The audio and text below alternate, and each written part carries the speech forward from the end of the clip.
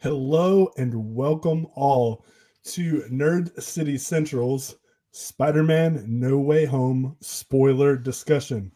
With me tonight, I have, of course, my horrible co-host, Lamont English. What's Just good, kidding. y'all? What's good? What's good? What's good? I have with me my arch nemesis, Alex Gavris. Alex, you're muted. You had one job. Just kidding. And I know, one of my we know. And also one of my oldest friends on the planet, Mr. AJ Talbot. How you doing? Yeah. We live, baby. Guys, let's just dive right in. For everyone who is joining with us tonight, the one person that's here so far, there will be spoilers throughout this the entire time. I have no mercy. We have no mercy. We're going to jump right in. So, guys, let's talk about this movie. What are some things that you want to talk about spoiler-wise? Let's jump right in. I can't believe that Toby. I can't believe Toby and Andrew weren't in the movie. I know, right? Expect disappointment, and you won't be disappointed. I know, That's pretty disappointing. I seen a meme where it was Willem Dafoe. He's sitting in the movie theater and he's laughing, and it shows like the end of the credits was rolling, and it said like how would it be if they Brian never showed Johnson? up, No. and they never showed up, and he's like, it's from Spider-Man 1. He's like, you can't do this to me. You can't do this to me. And then the credits are wrong. He's like, you know how much I sacrificed? Then it shows Harry in the back pew going like, look at him. Hey, fam. I've seen that. I've seen that meme, man. But yeah. I mean, listen. If you just go jump into it, man. Let's jump into it. Our boys, Tobey Maguire and Andrew Garfield, were in the movie. I mean, that's the biggest thing for me, man. Is that I felt so sad in 2007 when, that was the last time we saw Tobey Maguire in a Spider-Man movie. Yep. We all expected Spider-Man 4. When it was canceled, I was like, man, I wish I would have known that was going to be the last time I ever seen my favorite live-action Spider-Man. So to see him come in as a wiser, older Obi-Wan Kenobi type mentor for Toby for Tom Holland's Spider-Man and Andrew. He also was a mentor for Andrew. It just, man, it filled my heart with joy, man, to see. I was afraid they were going to do a Ryan Johnson / Luke Skywalker trick on us, man, where Tom was like, I need your help. And he takes the Spider-Man mask and just throws it over his shoulder and walks away. You know what I mean? Hey, real quick. We have a new guest with us. Mr. Vaughn Frazier is here. What's going on? What up? What up, Welcome, baby? man. We just started. We're Cool. just we were talking about how. Yeah, Andrew my and apologies Toby for are being here. late, man. I hate misrepresenting my ethnicity, you know what I'm saying? But we struggle. That's one of the curses of slavery. We still struggle with that, man. So y'all forgive me. I tried to represent a little better, but bro.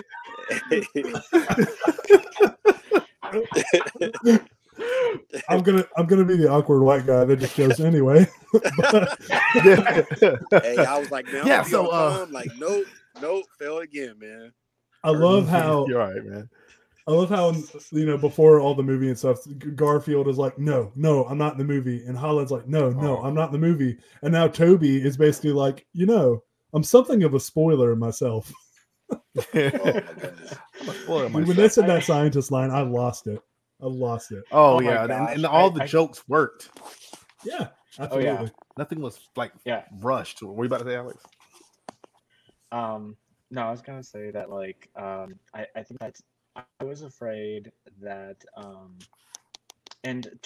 was afraid, and to an extent I was kind of right.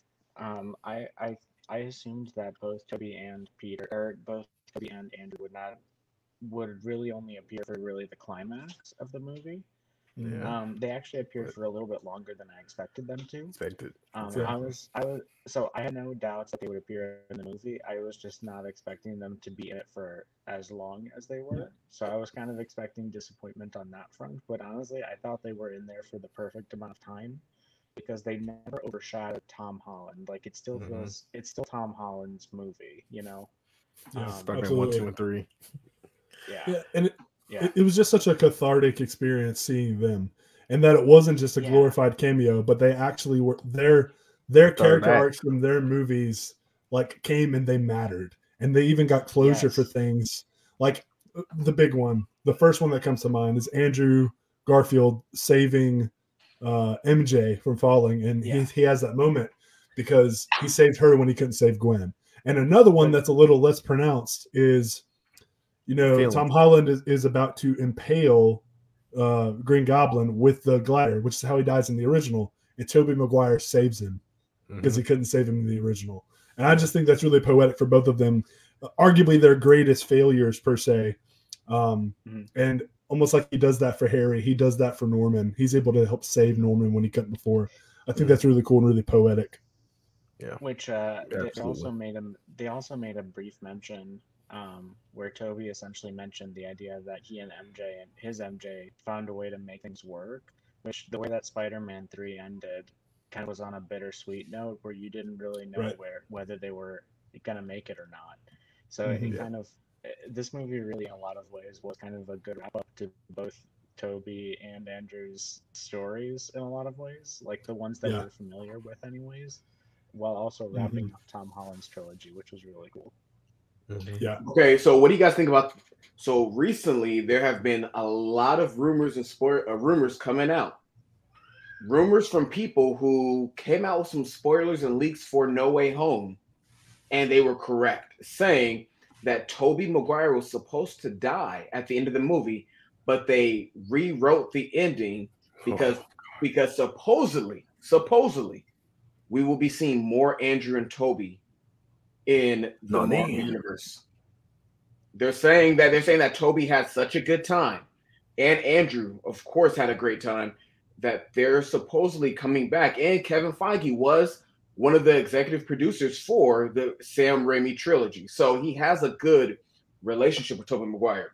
So the rumor has it we will see them possibly in the MCU's Secret Wars, which is coming eventually, and that we might see another Amazing Spider-Man to wrap up Andrew Garfield, since we are in the multiverse.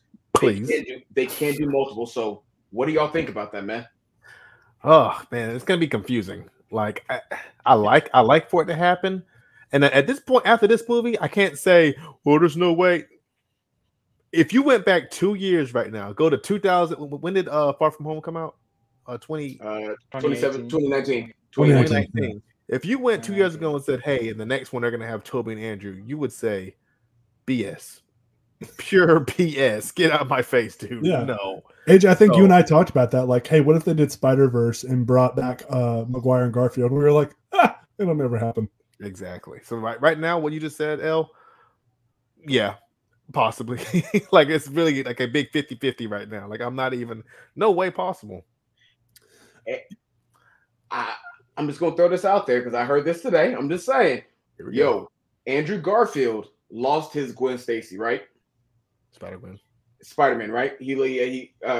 Andrew Garfield lost his Spider-Man, lost Gwen Stacy. Now Spider-Gwen lost her Peter Parker. What if there's a Spider-Gwen movie where Gwen Stacy, Spider-Gwen, meets Andrew Garfield Spider-Man, and that's how they get them back together? So they're saying my thing is with the multiverse wide open, we're about to get Doctor Strange 2 in the multiverse of madness. Y'all, it's crazy, man. Who thought we would ever see the three live action Spider-Man swinging, Tom Holland swinging Andrew Garfield and Tobey Maguire, and all of them landing in a pose, which I will be getting for my office, because I'm like, how can atheists say there's no God? Absolutely. God is good all the time. Hey, the Lord is my shepherd. He knows what I want. Amen. Amen. What a time to be alive as nerds, right? Like nerd culture is now like mainstream culture. We were the kids who were the front line at the beginning, when getting picked on for liking stuff like this, but really everybody secretly did, right? We were just honest ones about it. You merely adopted the nerddom. I was molded by it. No, now I want to talk about a little bit also with you guys, the fights When the fight started picking up, one of my favorite talks were, of course, everything, but when he first fought Norman. Yes. Oh my God. So one of the best things about that fight was that a lot of it was done with practical stunts. It wasn't just CGI. Like they were actually like people going through floors, going through windows, like actual punches being thrown, not just like fake computer generated bodies jumping around. And that to me, one, it homages the original Sam Raimi Spider-Man because their final fight is done in the same vein. So it really brings that grit down to it, and it was fantastically choreographed and shot. I loved it. Yeah. Hey, but AJ, you're right though, dog. I've never seen Tom Holland with that level of intensity, even when fighting Thanos. When he in the hallway, when he jumps on the walls and gets on them, and it's like beating the heck out of him. I was like, yo, whoop his tail, homie, go for it. But then of course Norman's like laughing. I was like, oh no, it's gonna be ugly. Ugly. Yeah. Hey, using troubles. Hey, Move over. I was reminiscent of the Joker when he was like, in Dark Knight, when he was like, hit me. Hit me like he got off on it like when Toby kind of the counter or go back to what you said about Toby about where they wrote, I guess you said they died, Anthony, and they changed it where Toby died, I guess. When I was watching that, I was like, when he stabbed him, I was like, oh my gosh, he just killed him. Like, so the I whole didn't movie theater him. was like, I was like, really? But honestly, I kind of wanted, like, I like the whole, to some degree, I like, let's try to fix the bad guys. But I also like it to where there's just some bad guys, like, you can't fix. Like, even in Dark Knight, when Alfred was like, hey, some men just want to see the world burn. Like, there's no reason or man, you know what I'm saying? Can't save them. Some men are just depraved. I would have loved for Osborn to like escape somehow instead of like necessarily being turned back good, especially after seeing Otto and Jamie Foxx, Electro and Sandman and the rest of them. I'm just like, bro, like technically you could do that to all the bad guys and then it's just like everybody's good, but it's like some people just have to be evil. You know what I'm saying? But I didn't really like everybody. But let me push back though, bro. I'm gonna push back. Push back, man. Violent, okay. Bro. Push back. Hey, okay. The Joker was always bad, homie. Every one of the villains were good starting out. Even Norman. Norman didn't start off as bad. He was something of a scientist himself. You know what I mean? Right. So, hey, Michael Hoover in the comments just said that. Don't they all start like that though? I mean, the Joker wasn't always bad until he was, it depends on what storyline you follow. Yeah. But even the Joker, it was events in his life that drove him to that madness. So it wasn't like he just was like this wicked kid, like the old man running around. You know what I'm saying? Hey Curry, real quick, bring in Hoover, bro. If he wants to come in, Michael, if you want to come in, bro, jump in, homie. Yeah, come on, man. If you want to. If you want to jump in, homie, do it. Just shoot me a text. I think that one of the big differences between someone like the Joker and someone like the way that the Norman Osborn, specifically the way he was in the Raimi trilogy and the way he was in this movie, is that you see Norman as a broken man, and the Green Goblin essentially represents the darkest elements of his personality that have essentially gone amok and taken control. And essentially it's Norman being confronted with his own worst demons and being frightened and terrified of that. So for him, it's less him being evil and then being turned back good, and more he's confronted with the worst of his nature, and essentially the cure is essentially to put him back in control, as it were, put him back in the driver's seat, and then So, but I agree though that I've seen a lot of people talking about the fact that Tom Holland's Spider-Man was not ready for someone like the Green Goblin. Because essentially his other two villains, one of them was essentially just a glorified con artist, and then the other one was a glorified weapons dealer, and neither of them were like pure evil. The worst that he fought was Mysterio, who was essentially just an incredible narcissist. But other than that, absolutely. Green Goblin is just this force of nature that, obviously we saw what happened with Aunt May. Which I think what's interesting is just that she kind of got Uncle Ben, Uncle Ben, yes, everyone says, yep. Yeah, and back to the Green Goblin thing. move over Jared Leto because there's a new Joker in town. I'm just kidding. But Green Goblin, I love the first Raimi film and this film really drive home why Green Goblin is Spider-Man's archenemy. Exactly. Like, there's no argument to be made about that. At least like one of the, but arguably the archenemy. He is to Spider-Man like Joker is to Batman, and so on and so forth. But one of the things I'm concerned about is we got all these different villains, right, that we've seen before. We've got them again. I'm still kind of hoping one day we will get a Norman Osborn and Oscorp in the MCU. I'd like to see a new take on it. I'd like to see an Oscorp that is maybe takes over Stark Industries, or it eventually leads to the Dark Avengers or Dark Reign storyline where they invade Asgard, or something like that. I'd love to be able to see this because there's a lot of potential with that character that he never got to do in the original Sam Raimi trilogy because he got killed off. And he also, the Amazing Spider-Man movies got canceled before they could do much more with that. Not even 2 minutes with him in the Amazing Spider-Man. Not to mention that one of the things that I think is going to be interesting going forward for any new future Spider-Man movies is now, if Tom Holland ever meets Curtis Connors, ever meets Norman Osborn, Harry Osborn, ever meets any of these other, ever meets a Gwen Stacy, they're saying, yeah. I'm sorry, I was just going to say, Go ahead. No, I was just going to say they're saying online that what if he does that in college? Like, what if he goes to college? Because he's moved out, he's got his little place. He goes to college and runs into those exact people. He runs into Gwen. He runs into. I think I said that to Lamont. Yeah, you did. Yeah, but for me personally, no, Adrian, go ahead, man. Go ahead. Okay, so, but on top of that, I think this is just my speculation. Even though it was a joke, I think Ned might be the next Goblin, and I think he might go Hobgoblin. Of course, that's his identity. But think about it like this: their memory's wiped. He doesn't know who Peter is. Like, if Peter goes to him like a different way, like prime example, like if I'm walking into a Walmart on a bad day. I don't want to talk to nobody. So if Peter goes up to him on a bad day, he's gonna be like, who is this guy? And he's probably not gonna like Peter no more or as much, And then Ned might be liking MJ, and he sees that MJ likes Peter, that friendly competition there, and then he might start getting a hatred of Peter. And then he's a little bit of a scientist himself, or something like that, I guess. And but AJ, Goblin, I don't know. You're saying I agree with you about the Hobgoblin. Either that, or we're gonna see Doctor Strange somehow take him under his wing, because Strange was he was impressed. Hey, did you just open up a portal? He was like, okay.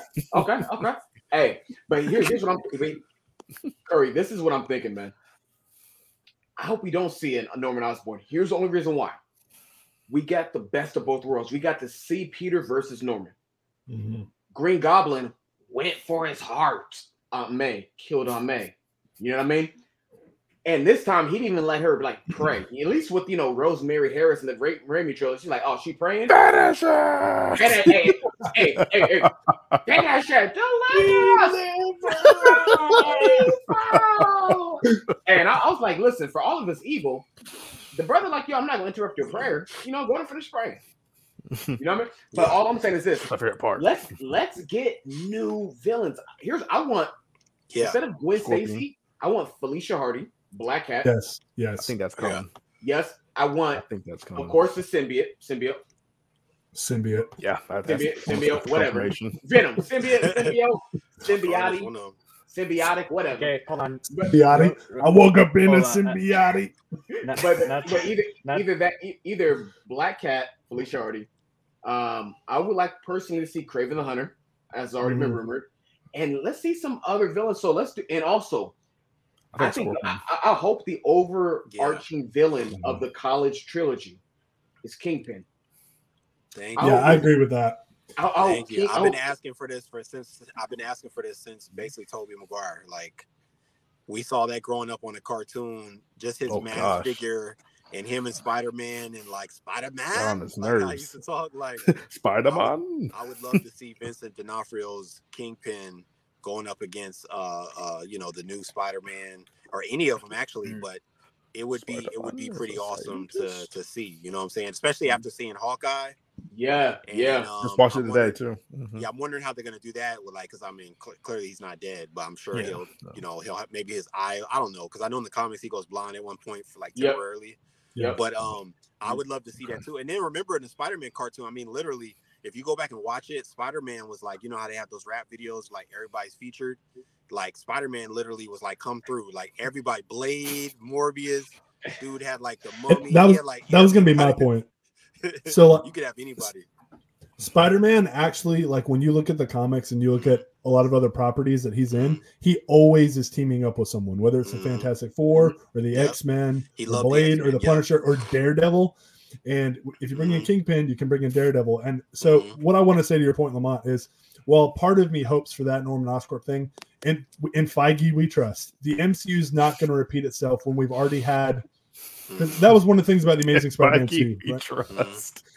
They repeated the Harry storyline. Harry became Green Goblin. Now we've gotten Green Goblin again. I think they'll put that to rest because I don't know if they can top it. So what do? They do something different. Give us something we haven't seen before. A Kingpin like focused trilogy. Maybe Alistair Smythe, him teaming up with the Punisher or Daredevil against Kingpin. Those kinds of things are the things that I expect to happen to further his arc. And with Ned, so there's a couple different versions of Hobgoblin. There's the one from the '90s cartoon that's basically Green Goblin light. There's the orange, like you got the orange and yellow, yeah. There's like the Hulk version from the Ultimate Comics that they do, which are kind of cool. But I think what they will do to make him different, I think Ned Leeds, because he does not know Peter Parker, will go down the wrong path. Yeah, which will add guilt to Peter for making the decision he did. Peter thinking it would to keep his friends safe, but it actually leads him down a path of crime. But he will still train with Doctor Strange, and he will be a magic-focused Hobgoblin, which will make him a very unique and scary version in a way to make Hobgoblin seem different. Because Hobgoblin is very, very similar. Hey. As Smokey would say, that's my dog. Hey, Curry, that's my dog. Careful, FBI's looking at Curry like he knows. Hey, guys, get him. Is that a red dot on my head? I think AJ, I was going to say, hey, Feige over there, like, let's get the sniper rifle up. Take it. Kevin, if you're watching, he actually just owns. Please hire me. Kevin Feige just owns the Black Widows. Hey, real talk. I don't think with the multiverse that they actually. I mean, obviously they have a plan, but I don't know if they have a concrete plan at this point. Even when I watch like the Strange trailer, and I call it Mom, the multiverse of madness. Like, I mean, you're right. Yeah, Doctor Strange and Mom. Like, it's just like they could go any route. Like, even with the Tom Hardy thing, I was like, yo, did you just tease us Tom Hardy and Tom Holland just to be like, nah? Like, you know what I'm saying? So I think a lot of it has to do contractually and where they're gonna go, and basically because anything they could say, just like they cleared, a Hobgoblin, they could bring him back later and have the voice, but like, hey, you think I really left? Like, you thought that's, you know what I'm saying? Like, they could take any angle really if they want to justify bringing somebody back or crossing worlds, or they could do a lot of stuff. Yes. So I actually forgot to mention this earlier. So I think, Lamont, you were talking about, the Garfield possibly getting Amazing Spider-Man 3 totally should happen. If they brought back the canceled Spider-Man 4 for Tobey Maguire, I'd still be all about it. Bro, but I actually have a theory. So we just found out Spider-Verse 2 is coming, right? The animated Spider-Verse 2, and it's called Part 1. What if Part 2? Yeah, it's Across the Spider-Verse Part 1. Oh. So we already know they're going to be going across the Spider-Verse from the title. What if in Part 2, because we know from the first one that Holland, Maguire, and Garfield were contacted about making a voice cameo. What if they jump into the real world and meet all the Spider-Men again? And that's how we get introduced to Miles Morales in the real world, and Miles meets his MCU younger self, and that's how they start to bring him in to the MCU in live action. That could work, but there's some rumors again for Morbius and the Venomverse, the Sony Venomverse or whatever. Yeah. They're saying, because if you remember in the Morbius trailer, he's walking by a wall, as Alex and I were talking about. Yeah. And you see Murderer. What did Andrew say? I wish I could find an alien.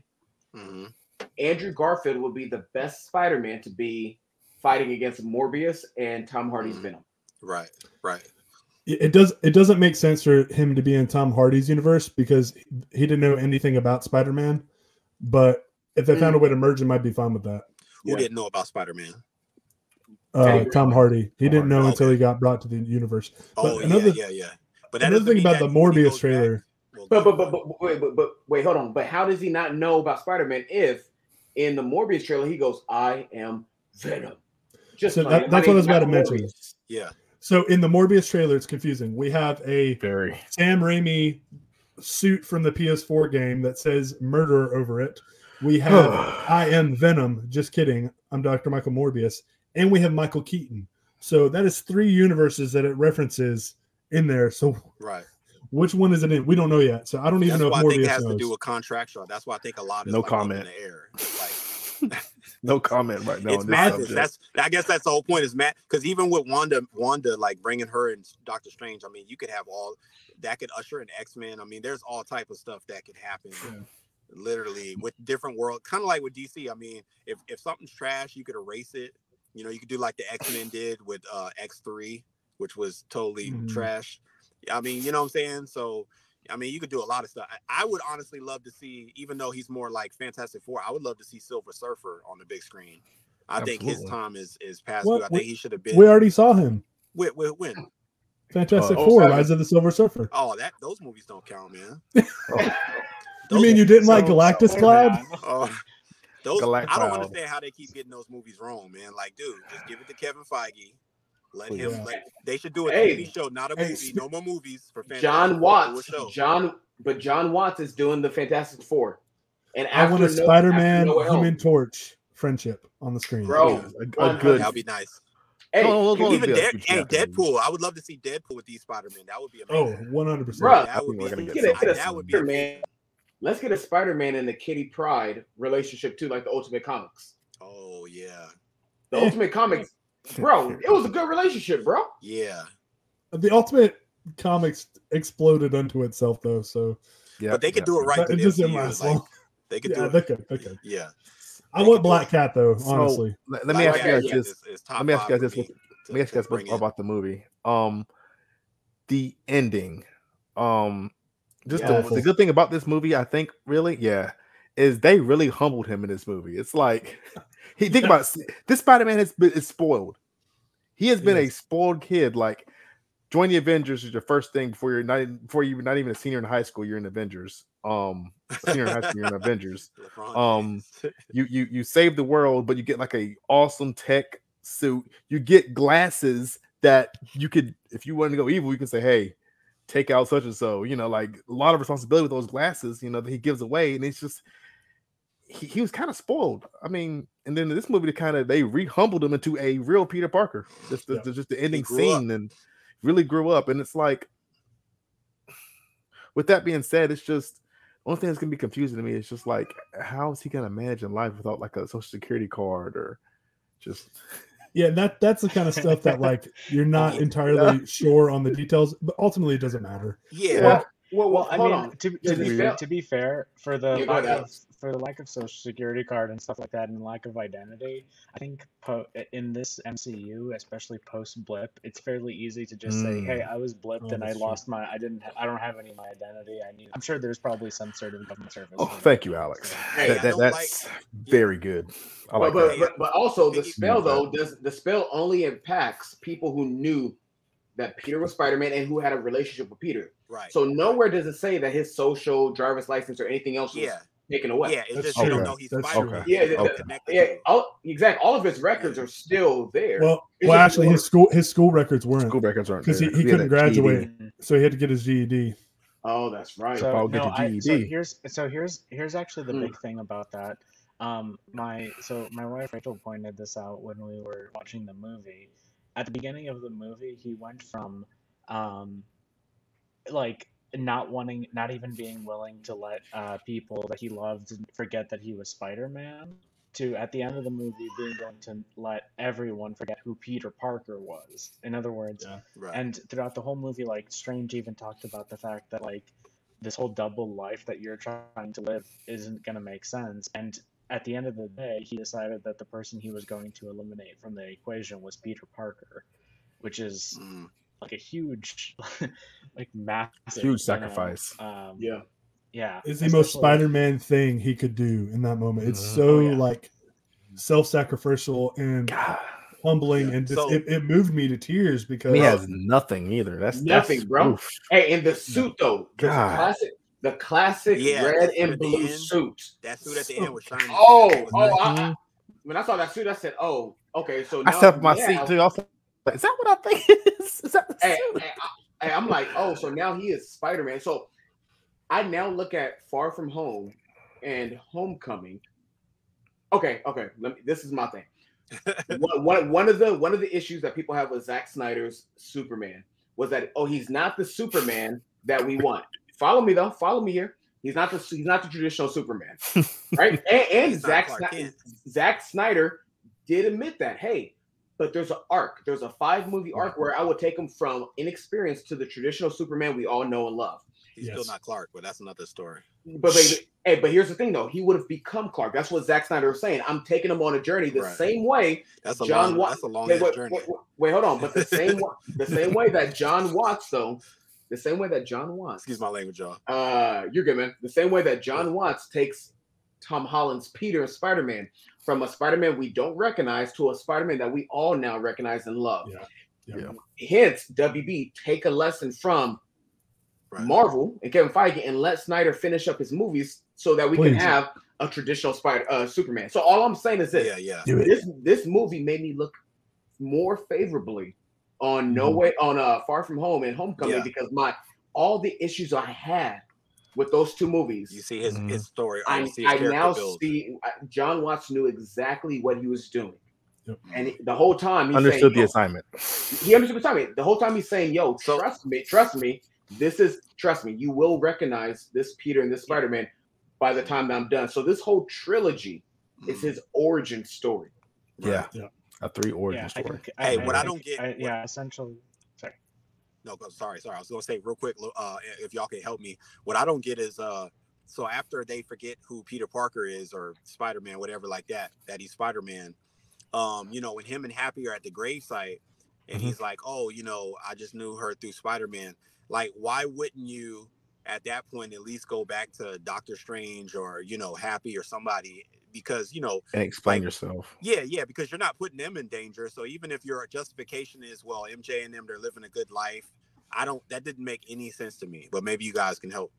So Spider-Man's whole thing is the guilt that carries him, the responsibility along with the guilt that he carries. Right. And at this point in his life, he believes the lie of J. Jonah Jameson that everything he touches gets destroyed, and he thinks everyone he loves is better off not knowing him. That's true. And in a way, he's proven right. Mm-hmm. Now, ultimately, they can fix that. They can make that his arc for the next trilogy is how to balance that out and how to come back to that sense of self.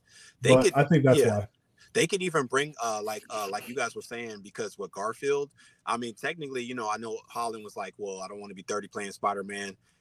Technically, they could allow him to go away for a while, and they could still build the Spider-Man universe with Spider-Verse, and then with Andrew Garfield, they could do a Tobey before. I mean, there's a lot of stuff they can do. They don't have to have him, and they can still build the mystique of him, like Lamont said, like that's the beginning of Spider-Man, and then they could bring him back like almost like a modern day of like what has Spider-Man been doing, and then we see like the more full mature Peter Parker, because Tom Holland's already like 25, 26. Yeah, 25. So they could bring him back in 3 or 4 years. He'll be basically 30 years old and have a more mature, you know what I'm saying? I mean, there's a lot of options they have. So I'm not exactly sure what angle they're going to go, but I'm interested to see like where they go with it. And that's the whole thing. That's what's so brilliant about it, is that it is a satisfying legacy sequel that caps off other movies. It is a wonderful trilogy closer for Tom Holland, but it also it's a good story in and of itself, but it also is a status quo change that was desperately needed and really earned. So it can go anywhere, you know. And sorry, I'm still here. Sorry. I'm about to say, man, you go back to your universe, man. You gotta flip away. Strange, and you're part of the MCU, man. Brother, we've been watching. Brothers, not even a part of this Earth. Curry variant. Curry, you still on Earth, man? You all right? Oof. Were you about to say, Alex? What was the Though part? I was just gonna say, what was the part that got you the most, like emotionally speaking, in this movie? May. him, the ending was just his suit, like like it was the main thing of thinking like, man, nobody really knows who he is. He's really like nothing. That his Aunt May passing away, and of course when Andrew saved MJ. Gwen, because I was like, please don't fumble this scene. And when I saw him going like, no, I was like, oh my bad, we got Hoover in. What's good, baby? What's up, y'all? What's going on, man? I think this just confirms that Michael is actually just a Curry variant from a different universe. This whole time, Hey, I knew it. they They're can't on appear to at the me. same time. You see, they appeared at different times, man. Hey, Got some mom going on both of them. we have not seen Curry and Michael in the same place. At the Hey, same you know what I'm saying? Knew it. True. That's not true. You have two. That's funny. Hey, It's a let me have camera this, bro. look. Let me have this. Where did We've Curry never go? seen it, though. No idea. Hey, he's not on Earth, man. He's on another Earth. No, but anyway, we hey, were talking for me, about yeah.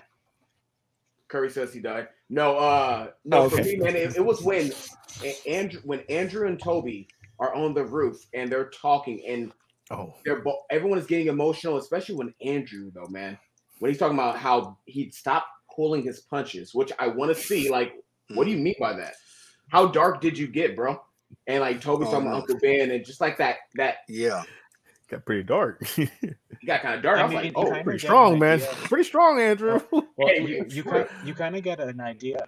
You kind of get an idea of how dark Andrew went, because remember, Connors was like, he asks Electro, "Did I die?" Did I Because he die? didn't die in the first Amazing Spider-Man, Right. and so I think that the subtext that's there is that Connors became the Lizard again, and this was after Gwen Stacy died, and essentially Andrew just lost his cool and essentially beat Connors to death. Gosh. Which that's Okay. really dark. Oof. The I was- variants are together. I was So summoned hilarious. back from the multiverse to disagree with Alex. I think there is zero subtext that says anything about him killing people other than that maybe he started injuring them more. Sorry, my camera something messed up. But Jane yeah. Foster's So, scene was hilarious. Though. Alex, you're my nemesis summoned me back. Also, what's up, Michael? What's up? Apparently, we are variants of each other, so that's new.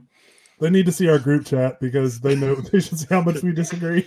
If y'all knew how much we disagree, Hey, hold on. Let's pass the ball to Mike. Michael, what did you think about the movie, man? I'm scared. No, don't be scared. I cried about 3 times, maybe 4 times. Like, it wasn't just my eyes watered a little bit. It was like I sobbed a little bit. And I mean, I don't even have enough words. I need to see it like 5 more times. Under normal circumstances, I already would have, but we just had a baby like a month ago, so that's it's different now. Man. So Congrats. Congratulations, man. thanks, man. But I loved it. I thought my biggest concern with the movie was that, and I know a lot of people had the same concern, but like for me, I wanted this to be the 3rd installment of a trilogy of Tom Holland's Spider-Man, and I didn't want it to be full of a bunch of cameos and them be kind of cheap. And a fan service is fine if it's done well, and I wanted it to be done well. And all of my worries were just like you're going down a checklist and being like, all right, done. Got to the end of the movie, and it's like I think I told Curry, it's like probably my number 4 MCU movie now after one watch. So that might change, but but it's only behind Spider-Man 2 in live action. No, not even live action, just in period. Spider-Man films. No, it's my number 2. So I absolutely loved it. So many good things. Very few things to critique. I honestly need to go back and watch it again. I don't remember anything I didn't like. So super positive on the movie. Yeah. Hey, did anyone of you guys like that? The one scene I did like was when he was helping everybody out, and when his spider sense went off. I didn't know what was going on. I was on everybody see like, what's about to happen? So A bomb good. about to hit him, and he knew something was going on, and he just shot his web out at Norman, and then it was like that thing you have, whatever Norman said about his spider senses. I was like, what's about to happen? Norman's on sabbatical, honey. and I was like, hey, using troubles, Tom. Using troubles, Tom. He's back, man. I also love that. You go ahead, Alex.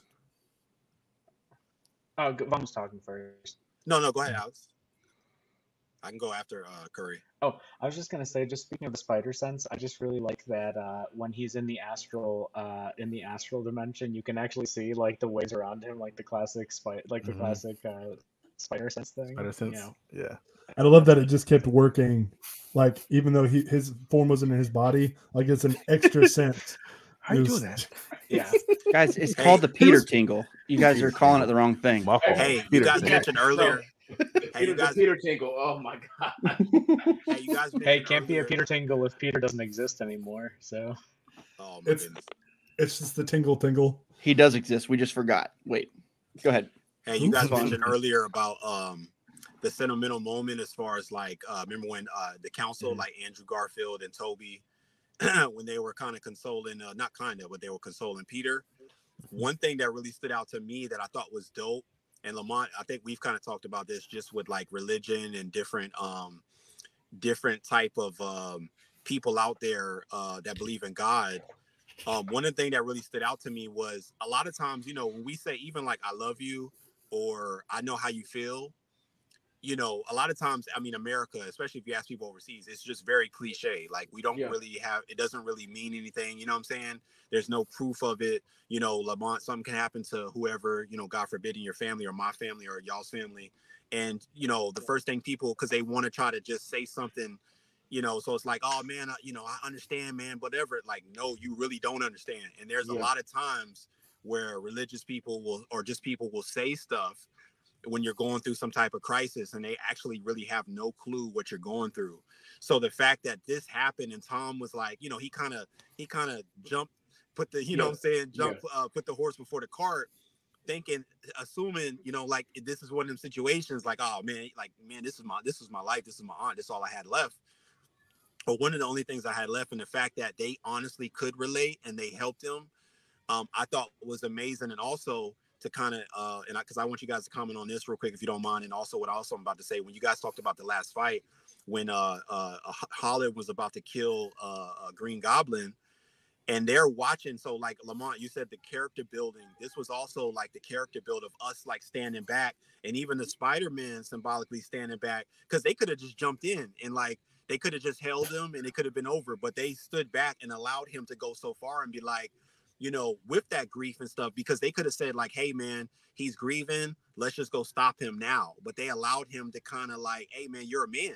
You know what I'm saying? Yeah. Like you handle your business, you know what I'm saying? But at the end of the day, we're going to make sure you don't go too far, but we also understand. So I think even from a religious context, a lot of times people can go through stuff and we're just quick to give them like a cliche or be like, technically you should be doing this, instead of allowing that person to be human, allowing that person to flesh out things and still kind of holding them somewhat accountable, but also standing back and understanding that, yo, this is their life. So that's personally what I took from it. So that to me was probably one of the biggest moments in the film for me. Yeah. I like that, Bo. Yeah, I like that a lot. I think for me, man, with I just came up with it, man. I just made it up.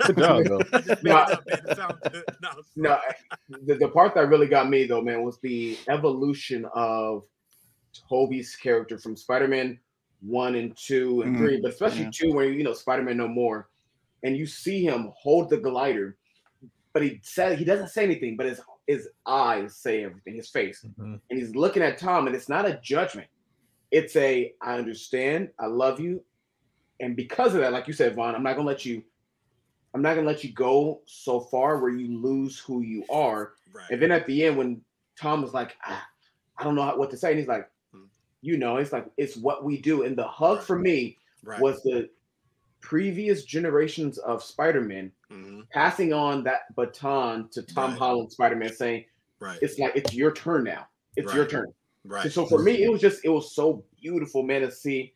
It's like Michael said, it was, okay, I'm a big fan of Rise of Skywalker, but it was fan service that was not Rise of Skywalker. Don't do that, man. Yeah. Stop doing that, bro.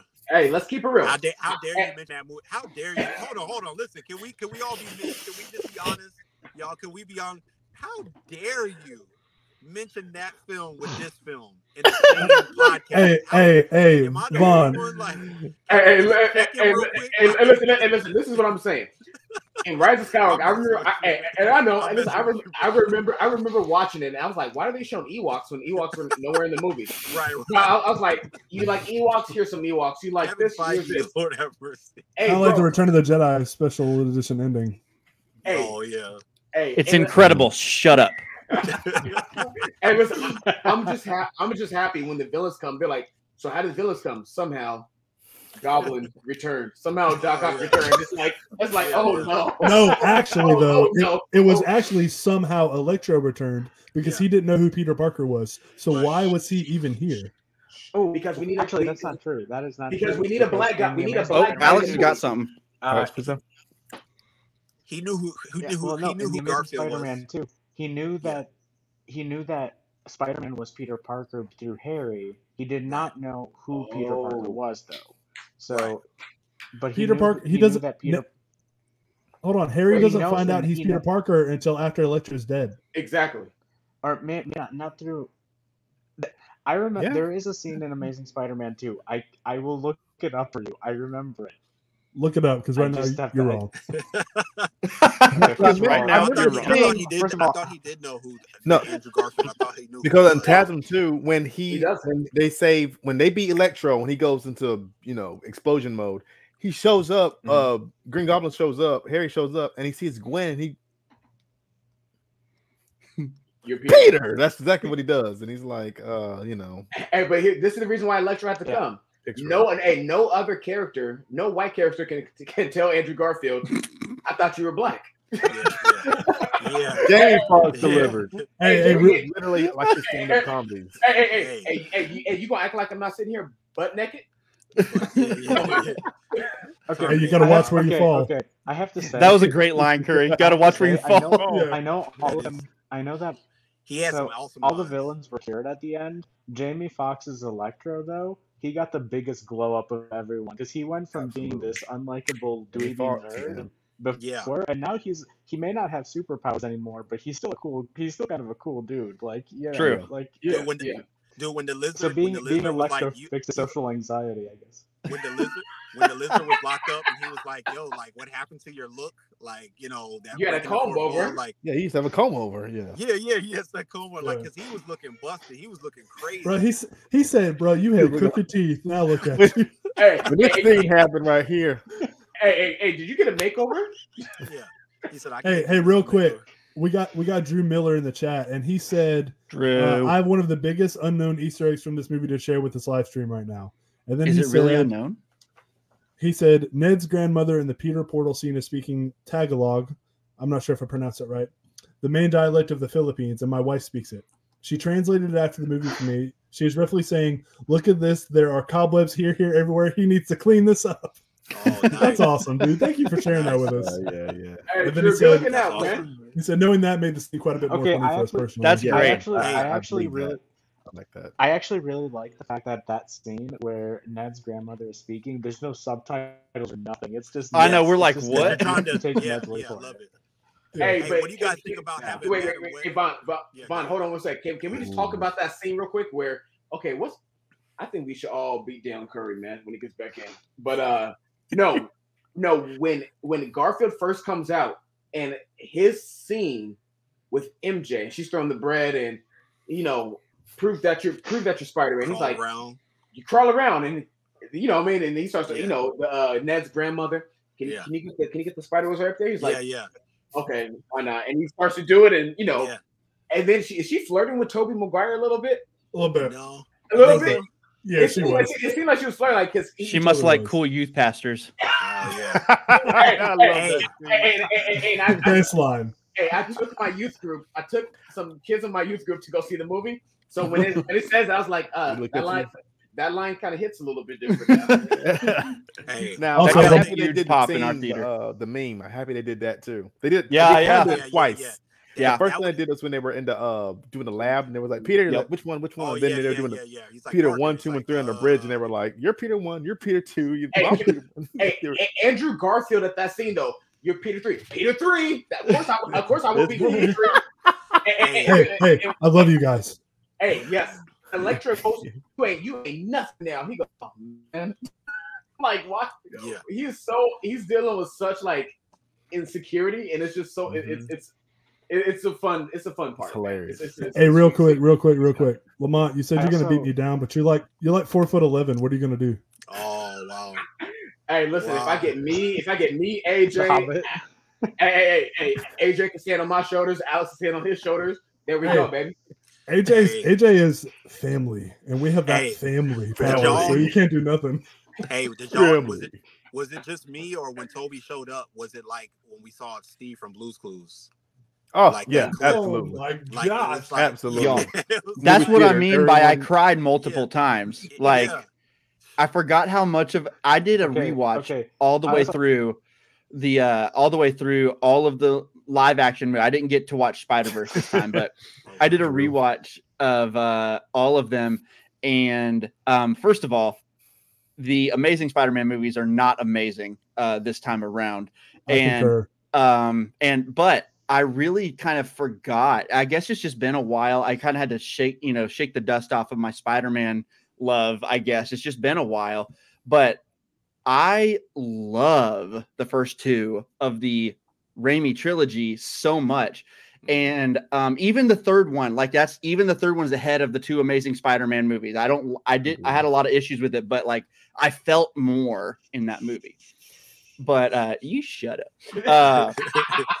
But I did not expect the emotional response that I would have to Andrew coming in and when Toby came in. I did not expect that emotion to happen right away like that. So like all of that, the way that they did it, it was not cheap. And then the way that their characters served Tom Holland's character and helped him grow and helped retroactively helped them grow. It was all so well done. It was probably the best just like fan service spectacle I've ever seen. It was so well. Yes. I don't even want to consider it fan service. It was just good writing. Yeah, just because it's fan service done right. That's what fan service should be. Right? Yeah, it's just so good. 20-second scene. Oh, yeah.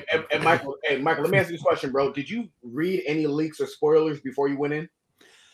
I did not read anything. I am just I'm a huge movie guy, so I'm aware of all the rumors that are going on, but I did not seek anything out intentionally or anything like that. And anytime a leak came out or whatever, I did not watch it or look at it or anything. But I've been expecting those guys to show up, you know, and all that stuff. But I still was at the point of sitting down in the theater. I was like, we might not see them. I'm not expecting them mostly. So I just was tempering my expectations, but I didn't even watch the trailers. I watched like the first teaser one because I think I told you this, Anthony. I don't watch trailers no more like that because to me they just show too much, especially when it comes to comic stuff. So once I'm sold on like the first trailer, I just don't watch anymore because I'm just like I kind of do the same thing now. Yeah. I watch all the trailers. Hey, real quick, two things. Okay. Go ahead, AJ. And then could you? I started laughing, Michael. Not at you, but of just an idea. Could you guys? It's gonna get dark. But could you guys imagine? If Ned opened that portal up and he's like, Peter, and imagine that Andrew Spider-Man is an Andrew Spider-Man. And he's running like this, and he hops through, and it's a zombie Peter Parker. No, zombie. Oh, God. If you guys read Marvel Zombie comic, it's dark. Yeah, I just saw the What If, so I know what you're talking about. I'm not look at the Marvel Zombie, not the Resurrection, the original like 2000 Marvel Zombies. Hey, while you're joking, Resurrection's good too, but while you're joking, you might have something that you're saying because not only like Michael said the What If, but also you guys Marvel know they're doing, the Marvel Zombie series. They're doing they're doing the because I don't know if you guys remember. I don't know if you guys ever watched the Amazing Spider-Man. Yeah, and they were showing like I think on that cartoon they had like the Mummy and Dracula because obviously Blade is coming into the MCU. So supposedly they're supposed to be doing like all those guys like Wolfman. What's the other guys that are in that whole crew? I forgot the name of those guys. There's like a name for that. The Night or something like that. With the Midnight Suns. Yeah. They're supposed to be bringing all those guys. So that actually you could see something like that in some form or fashion. Did you guys hear that in the Multiverse of Madness, Palpatine is returning? I was just gonna say. How? He's already in the movie. He's a Lego. And Michael said how? Somehow, bro. Somehow. Hey, Madam Web, real quick. Y'all thoughts, real quick. Yes. I love to, but that's like 3 or 4 movies away for sure. Think so? Yeah.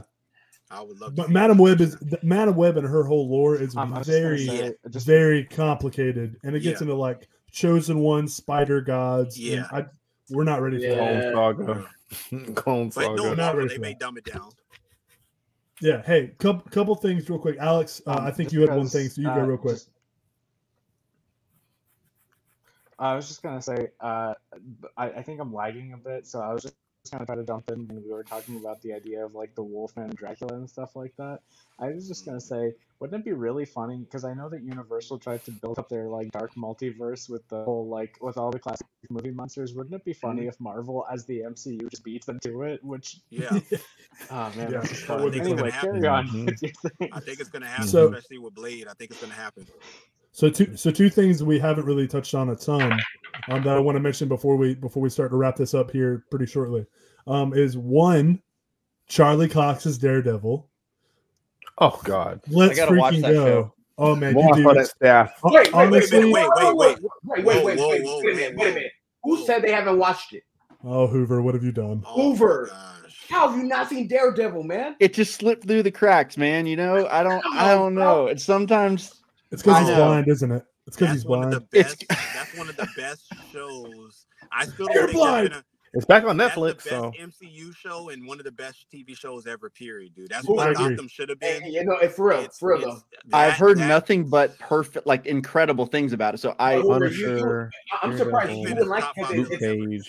It's thematically rich. It's great writing, action, bro. This is like right up your alley, bro. Sweet. So like you know, like The Last Jedi. Is it like that?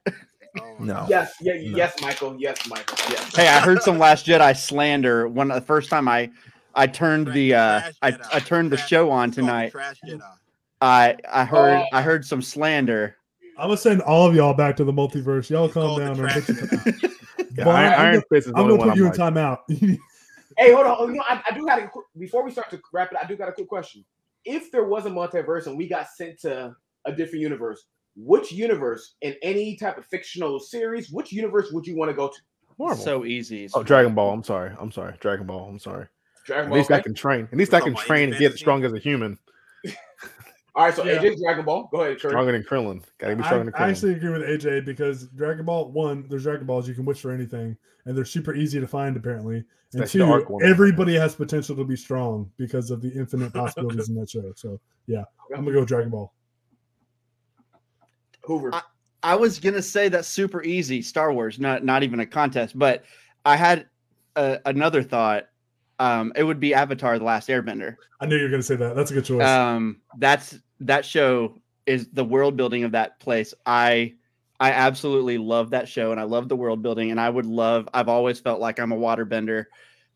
Just like I definitely would fit in right with that crew. So I don't know. I think I would choose that show or that universe. Okay. That's what's up. Now, when you said Star Wars, I was like, bro, that's cool and all, but you liable to be doing your dishes, look out the window, and a Death Star is about to blow you up. I know, and that was part of my thought. It's like there's always a whole lot of Empire stuff going on. So and not just that, but now they got planet destroying weapons for like all the starships in Rise of Skywalker. I'm just saying, man. Michael will look up and see the beam and just be like, "Y'all ready for this?" Oh.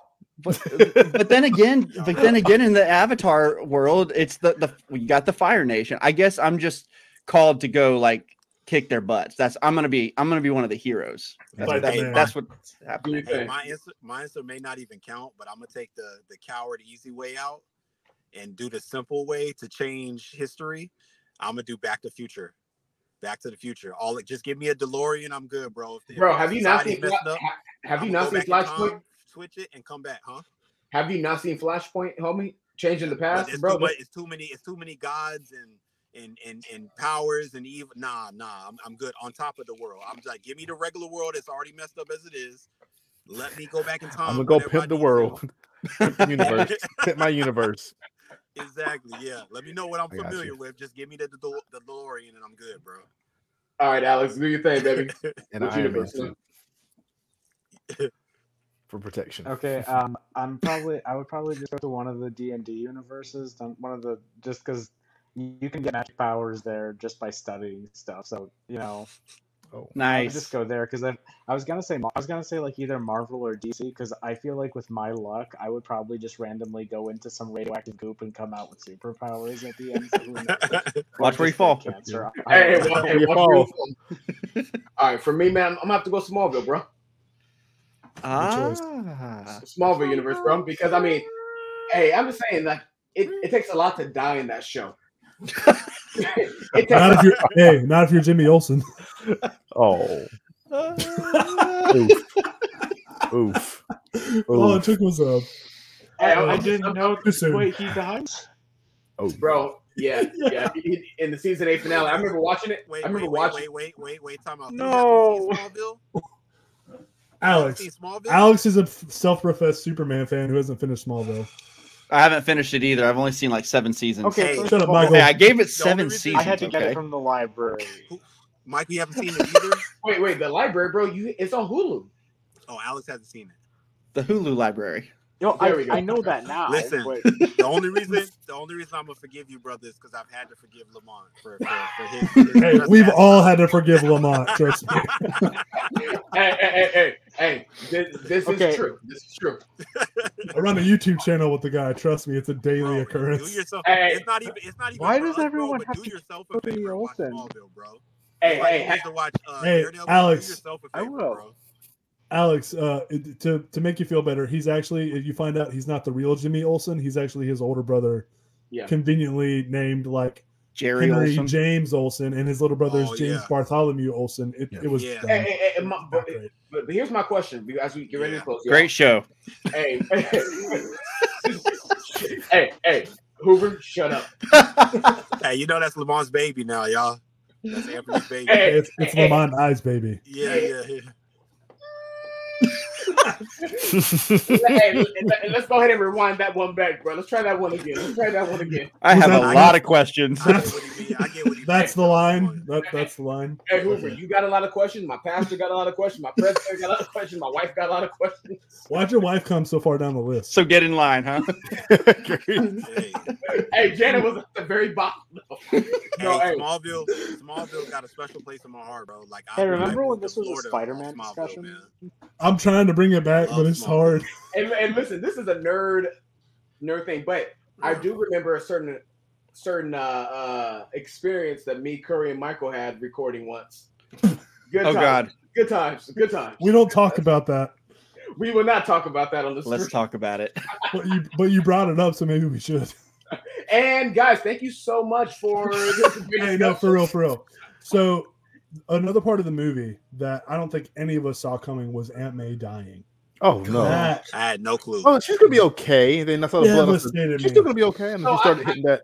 I kind of knew it was gonna happen. Shut up. No, that's only because you read it beforehand. Exactly. Don't you even? Exactly. Hey, as soon as she said, "With great power, there must also come great responsibility," I was like, "Oh, honey, about to die." So notice how she stood up and there was no like wound or anything, and then she says the line and then she collapses. Kevin Feige shot a sniper rifle as soon as she said responsibility. Like, she had to go. Oh, I was about to say really does it. What? Yeah. Hey, Kevin Feige killed Aunt May. Hey, I love the MCU. Funny. Hey, real quick, I'm sorry. Before I forget, off of what what Curry said, I was about to say Arthur Curry. I'll take it. I'll be the Aquaman. Hey, that's the nerd in him. I'm sorry, man. Aquaman over there. No, what I was gonna say is piggybacking off that, or what you just said about May dying. Another powerful thing to me, I love how Marvel and some of these things don't show. I mean, Anthony, you know me, man. I'm big as far as like justice. and things like that. And we see like corruption from government. I love how like happy when the stuff is happening, he's like, go run, like what I'm saying, like he's telling them like, yo, get out of here, like the Fed's coming. That was Once well again, done. they're messing stuff up. Yes. You know what I'm saying? We Hey, got wait, stuff did you under say- control, but here they come, huh? Did you say justice? What, Bro, Justice, bro, yeah. get that social justice warriors type stuff out of here, bro. This show's too woke for me. Hey, thank you. We're gonna talk politics, man. Hashtag Trump forever. Hashtag Blue Lives Matter. Hey, Yo, I put politics in comics out of all places. Comics is the last place for politics. I saw a thread on Facebook where somebody said that No Way Home was too woke because Spider-Man tried to save his villains. Do you even know who Spider-Man is? Yeah, exactly. Can't even talk. Do you know what woke means? People just Speaking of villains, real man. quick, I want to say one funny joke that had me wrong with Jamie Foxx. Jamie Foxx was hilarious. He was like, he was like, yeah, man. To explain how they all died. And Jamie Foxx was like, yeah, I had Spider-Man by the throat, man. Yeah. He said, I was about to kill him. I had all this energy, and oh yeah, I died too. I think I died too. Yeah. I was about to die. Yeah. That is Jamie Foxx. Have y'all ever seen Jamie Foxx's old stand-up comedies? Oh my goodness. I totally confirmed that Andrew Garfield murdered Electro in Amazing Spider-Man 2, though. Basically, just overload. Just saying. Or the Jamie Foxx show, bro. Absolutely. Watching him, I was like, oh man, but the villains it was a good movie that, as everyone has said, did fan service right, that not only furthered Tom's, and I love what I think Alex said, it always remained Tom Holland's movie. Never went too far. Yes. It never went too 100%. far. Okay, yes. When they finally come together and say, okay, listen, oh, I was on the Avengers. You were on the Avengers? That's great. What is that? What is that? I love that part. Are you? Toby's delivery was so good. Is that a band? Are you in a band? When they finally like coordinate and they run off together and they jump off and they, woo! I was like, Yeah. oh my gosh! Hey man, the nostalgia. Like I don't know all you guys like that well, but I know like me and Anthony talk, man. Like I don't know. I'm sure you guys are the same, man. But like being in my 30s, man, like I'm super. I wanted to see what you guys wanted to say on this, man. If you guys really look, you know how we're talking even now about the comics. I believe we're like actually the first generation to really embrace nostalgia.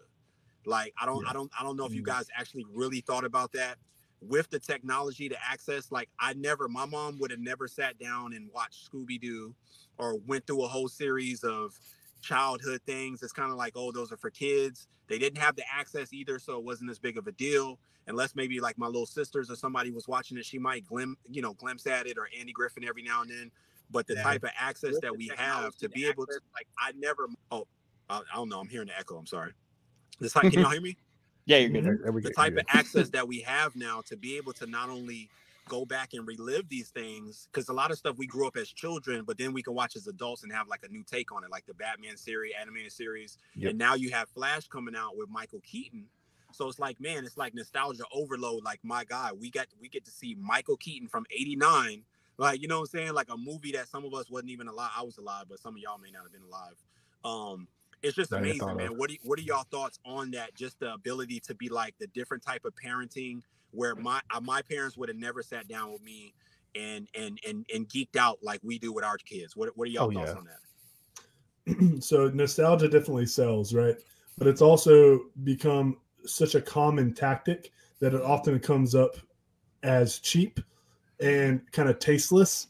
And so I think it makes a lot of people roll their eyes. But this is an example of when you do it and you do it well, right? It is one of the most cathartic and powerful things you can do in cinema or in art, really. So I think it's cinema. Take that, Scorsese. But yeah, so honestly though, guys, this has been a fantastic discussion. And if anybody else has anything on the nostalgia thing, please go ahead, and then we'll kind of close this out. Does anybody else want to comment on that? I pretty much just echo what you said. Alex has been trying to say something though. Yeah. Well, I was just gonna say that, like, yeah, I mean, a lot of the nostalgia was there. I think for me though, the biggest like the most emotional aspect of the movie, in my opinion, to me, was just the scene at the end in the donut shop, where Peter has the choice to Yes. actively make the decision to just put the letter back and be like, you know what, they're happy now, and Yeah. that's all that matters. Like Oh, I did not tear. I like teared up at other parts in the movie, but that was the part that actively made me like have tears rolling down my cheeks because I'm like Yeah. that was a huge that was huge, and it's gives me chills just thinking about Sacrifice, it. man. So, yeah, man. Completely agree. It's actually a moral dilemma though, right? Because he's doing it for their good, but it's against their wishes, right? He Yeah, he they does told him. break a promise Yes. that he made to them, Which and is he takes the choice away from them, Right. and so Which sucks, that in my it opinion. sucks. You Yeah. understand it and you Right, get it, and right, it's probably for the best. But but isn't that it sucks? But isn't that what Right. Andrew Garfield's Spider-Man had to decide in The Amazing Spider-Man 2, where Gwen shows up? He goes, "You shouldn't be here. You can't be here." She goes, "No one makes my decisions for me. Right. It's my choice." Right. But then right before that, you see her His dad. father, the dad. Ooh, right here. he's So- like, so you- I so you tried to see- tell you. And it's like you got to decide whether, okay, do I honor the promise I made to her father, or do I let her make her decision? Right. And how that moral decision, Right. it's tough, and it's what makes Spider-Man Right. Spider-Man though. Right. And Yes. that's as essential to his character arc is yes. Right.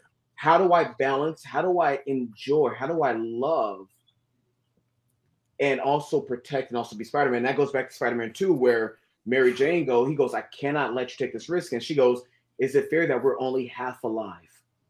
And it's that whole decision. And then as he is flying through the air, swinging, he's doing his woo, his final swing, his triumphant. It pans back to Mary Jane's face, and she looks kind of like just scared, like a little nervous. And it's just like it's always that constant back and forth of, do I allow, kind of like you guys are saying, do I listen to their wishes, which might put them in danger? Which when he saw MJ with the Band-Aid, that's what made that decision for him. It's like, no, I'm not going to. Yeah. Or do I allow them to take that, make that decision? That's But something then, Clark would have done a then they die. Yeah. Yeah. That's a exactly small move. when that ending happened in No Way Home, I was like, this is so, especially it reminded me of the Raimi trilogy. It was like that's to me, I know it was present in the Amazing Spider-Man movies, but it wasn't as weighty. It wasn't as impactful for me in those two movies.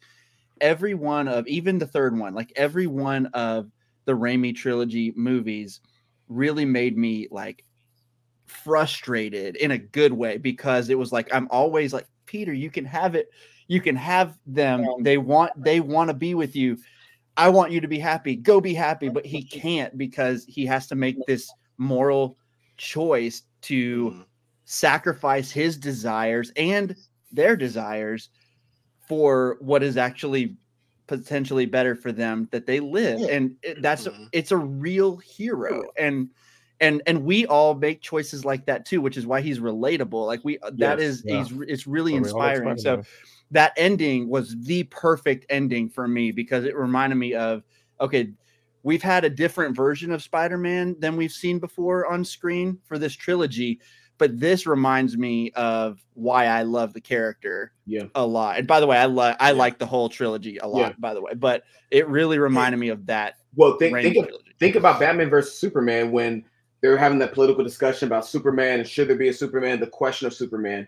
And he goes, "Are you comfortable telling a family that Superman could have saved your family, but because his hands are tied by the government, he couldn't?" And it's that decision of who, you know what I mean? It's just the decisions and the choices that Peter has to make. And now what I am kind of hoping is that if we do see a Gwen Stacy, what happens when he hears her name? Oh, he's interested in this college student.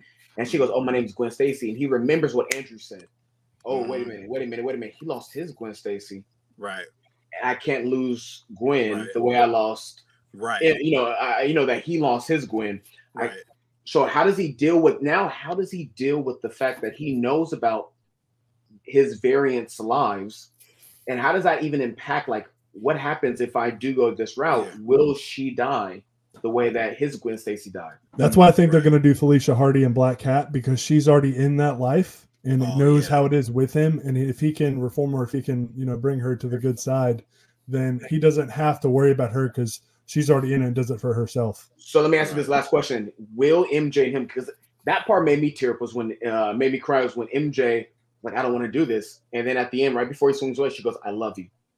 And he swings away. And I'm like, dude, so and she's still wearing that Black Dahlia necklace he got her in Far From Home. Ooh, good catch, man. Yeah, so it's right there. I mean, I've seen it 4 times in theater, so I've been able to catch stuff. But, I'm so jealous. God, only twice, man. Hey, so my question is, do you think MJ and him will get back together, or will they let him get? I think they should, but I don't know if they will. It's interesting because even like what Curry was saying, I almost said Arthur Curry again. What Curry was saying earlier about Osborne and like the different things of like even him going to college and the different things that you can explore. Because I'm wondering, like you said with Black Cat, I'm wondering like even if in college if he'll end up running into Harry, like if maybe that becomes, because like remember you said earlier about the Hobgoblin, about maybe his friend, his buddy, what's the guy's name, the kid, Ned, maybe Ned becoming evil. And then what if Harry is an alternate version instead of like the like the original Spider-Man? What if he actually ends up being an ally to him, and then Ned ends up becoming that version of what Harry would have been, like, you know what I'm saying? So there's all type of things. I cannot picture him being like that. Yeah, that would be weird. I mean, but they can do, if anybody can do a Marvel's character development. I mean, listen, I didn't give 2 craps about Hawkeye before Hawkman. Hawkeye. Hey, that's my love for DC, man. You see, I keep throwing out DC. I love DC, man. I'm going down with the ship, man. Lamont knows I'm playing the violin right now with all the racism, all the stuff. I'm going down with the ship, man.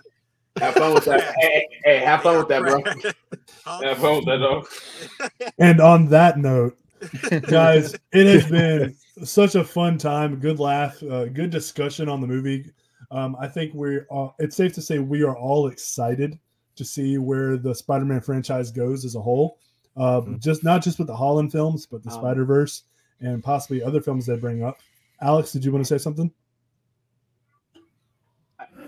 I just wanted to leave everyone with this one thought. Apparently the spell that Doctor Strange used that literally rewrites the fabric of reality itself is something that's so common that they'll use it at the end of a party that went poorly. And I just like to say the MCU is literally one that's been rewritten who knows how many dozens of times by wizards, and maybe Mordo has a point. Yeah. Right. Hey, hashtag Thanos was right. Hashtag Mordo was right. Hey, but if they could make everybody forget Spider-Man, why didn't they just make Thanos forget his plan to want to destroy everyone? You sent me that the morning. I was like, Okay, you know, when I saw that, I was much like, common sense. Hey, I do want to leave y'all with this. We were talking about, I think the biggest takeaway from this movie isn't just fan service done right, but it's the weight of responsibility and what it means to be a hero. And I think in Spider-Man 3, there is a perfect quote that sums up everything we've been talking about. This is Peter at the end of the movie. He says, whatever comes our way, whatever battle is raging inside us, we always have a choice. My friend Harry taught me that. He chose to be the best of himself. It's the choices that make us what we are, and we can always choose to do what's right. And that is Spider-Man. And that's from the worst of his movies. Yeah. Good. Yeah. That's Mike, a good. Why'd you have to ruin my perfect? No, it's saying that's a good line, man. That's It's definitely the worst. like, and on that note, man, that's It's good. definitely the worst, man. You know, Yvonne, you're the worst. only thing we didn't talk about, guys, was Venom, but we'll save that for another time. Well, there's not really much to talk about because they didn't Good do what any question of us thought we were going to do. For another time. Yeah. Just another time. And the romance of how all the Spider-Mans have dated their counterparts on all the movies. Hey, Michael, don't worry about it, man. It'll Which be is told crazy. it'll be told in the comic instead of on screen We're in a novel. or in a novel. Yeah. With great live streams comes really long send-offs. And on that note, thank you for tuning in to Nerd